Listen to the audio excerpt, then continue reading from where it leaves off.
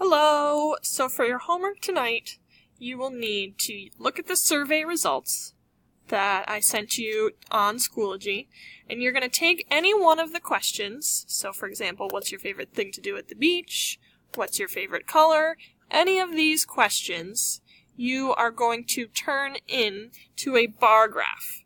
Alright, and a bar graph is used to make your data, the data collected here, visually understandable. So we're going to take the information and put it into a picture form so that if you were to look at it quickly, you would know right away what the highest number of votes received. So for my sample, I am going to make I'm going to make a graph from the survey question, what's your favorite thing to do at the beach? The very first step that you will need to do is you're going to count the number of votes that each one received. So I looked through and I noticed that only one person liked to play cornhole at the beach, 3 people liked to make sandcastles at the beach, and again, only one person liked to tan. Everybody else voted for swimming. So I'm going to be making a bar graph out of that data.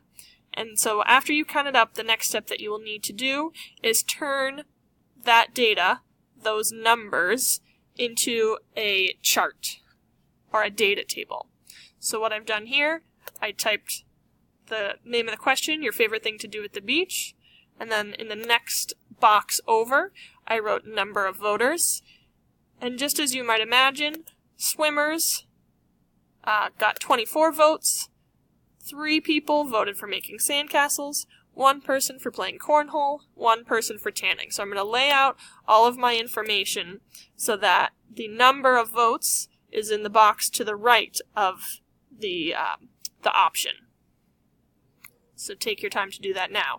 The next thing that you will need to do when you're making your graph is you're going to highlight all of the boxes that have your words, but nothing more. So I didn't highlight anything out here or anything down here, just highlight those boxes in Excel that have words typed into them. And then after you do that, you will click Insert, and I'm telling you, you will be making a column chart or a bar chart. We want the bars to go vertical, so you'll click this option in Excel, and then you'll click the very first option here, which makes a graph already like this. So right now, I'll move it over here so we can get a better view. Right now, we already have a nice looking graph. Right away, you can tell that swimmers receive many votes, sandcastles, cornhole, and tanning receive far fewer.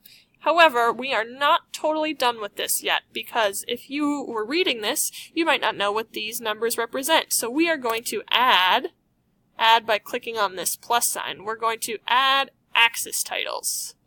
One for the y-axis, which goes up and down, and one for the x-axis, which goes right to left. And what the axis title is for is just to give the reader an idea of what this means. So these numbers represent the number of voters, number of people that voted for that category.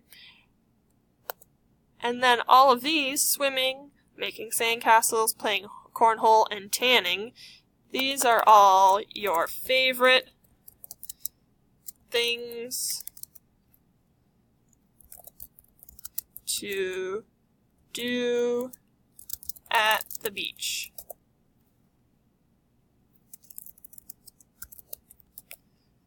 So we have our x-axis label, favorite things to do at the beach, and a y-axis label, number of voters. There's one more thing that I will need to add, or in this case change. You might need to add a chart title, if it doesn't already pop up here. Mine automatically came with one, but I want to change the wording, so that doesn't quite answer this question. So if I wanted to look at this whole graph and give it a name, I would call this the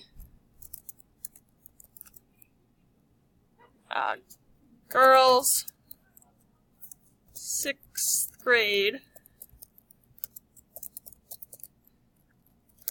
favorite things to do at the beach.